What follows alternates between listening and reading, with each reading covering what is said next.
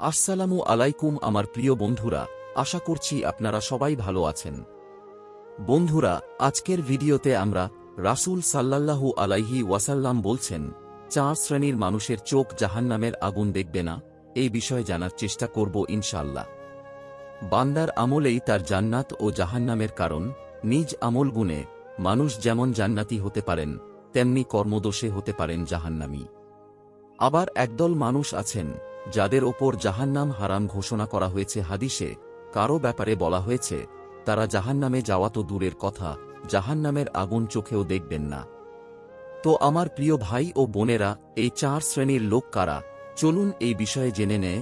এক, আল্লাহর রাস্তায় পাহারাদার। রাসূলুল্লাহ সাল্লাল্লাহু আলাইহি ওয়াসাল্লাম সীমান্ত পাহারা দেওয়ার ফজিলত বর্ণনা করে বলেন, আল্লাহর পথে একদিন সীমান্ত পাহারা দেওয়া দুনিয়া ও এর মধ্যকার সবকিছু থেকে উত্তম। তিনি আরও বলেন, একটি দিন ও রাত আল্লাহর রাস্তায় সীমান্ত পাহারায় নিজেকে নিয়োজিত রাখা 1 মাস দিনে সিয়াম ও রাতে সালাতে দাঁড়িয়ে থাকার চেয়ে উত্তম। এছাড়াও সীমান্ত পাহারা দেওয়া এমন একটি আমল যা সৎকায়ে জারিয়ার সমতুল্য। এর সওয়াব সে কেয়ামত পর্যন্ত পেতে থাকবে। সহিহুত তারগিব 1218।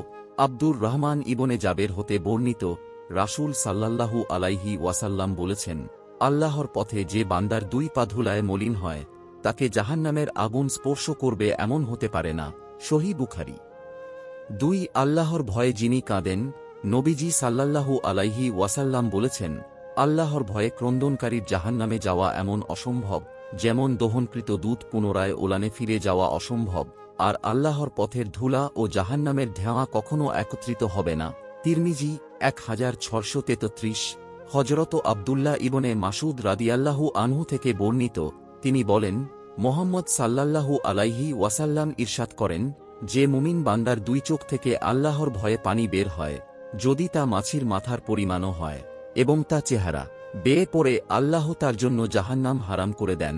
ইবনে মাজাহ, কিতাবুজ জুহুদ, তাঁর 1197। নাম্বার 3, আল্লাহর নিষিদ্ধ জিনিসের প্রতি যার ঘৃণা।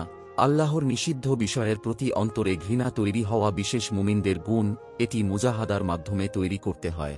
বলা হচ্ছে, তারাও জাহান্নামের আগুন দেখবেন না। তারা আল্লাহর আনুগত্য ও জিকিরের মাধ্যমে মনে প্রশান্তি অনুভব করেন। সব রকম আনুগত্যের কর্মকাণ্ড সম্পাদন করে ঈমানের পরিপূর্ণ স্বাদ লাভ করেন এবং সমস্ত অন্যায় থেকে তিনি পরিপূর্ণভাবে মুক্ত থাকেন। তাদের উদ্দেশ্যে আল্লাহ বলেন, হে প্রশান্ত আত্মা, তুমি প্রশান্ত চিত্তে তোমার পালনকর্তার দিকে ফিরে চলো, অতঃপর আমার বান্দাদের অন্তর্ভুক্ত হয়ে যাও এবং আমার জান্নাতে প্রবেশ করো। সূরা ফজর 27-30। নাম্বার 4, নবীজির ঘোষণা অনুযায়ী আরও একাধিক মানুষের জন্য জাহান্নাম হারাম। যেমন এমন ব্যক্তি যারা মানুষের কাছাকাছি, বন্ধুসুলভ ও সহজ সরল। তিরমিজি 2488। আল্লাহর একত্ববাদের আন্তরিক সাক্ষ্যদাতা। সহিহ মুসলিম 332। সেজদার চিহ্ন রয়েছে যার শরীরে। সহিহ মুসলিম 358। যারা জোহরের আগে পরের সুন্নত নামাজের প্রতি যত্নশীল। সুনানে তিরমিজি 428।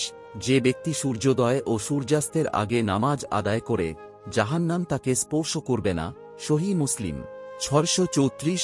যে অপর ভাইয়ের অনুপস্থিতিতে তার সম্মান রক্ষা করে। হে মহান পরম করুণাময় আল্লাহ রাব্বুল আলামিন, আপনি আমাদের সকলকে নামাজ পড়ার তৌফিক দান করুন। হে মহান আল্লাহ তাআলা, আমাদের সকলকে সঠিক বুঝ দান করুন। আপনার দেখানো পথে চলার তৌফিক দান করুন। হে মহান আল্লাহ পাক, আপনি সকল মুসলিম উম্মাহকে সকল গুণ অর্জন করার তৌফিক দান করুন। আমিন। তো বন্ধুরা, আমাদের আজকের এই ভিডিওটি এখানেই শেষ করছি। ভিডিওটি যদি আপনাদের কাছে ভালো লেগে থাকে তাহলে একটি লাইক করবেন এবং কমেন্ট করে আপনার মূল্যবান মতামত জানাবেন। আর এমন ধরনের ইসলামিক নতুন নতুন ভিডিও পেতে আমাদের চ্যানেলটি সাবস্ক্রাইব করে পাশে থাকা বেল বাটনটি প্রেস করে রাখুন। তো সবাই ভালো থাকবেন, সুস্থ থাকবেন। আল্লাহ হাফেজ।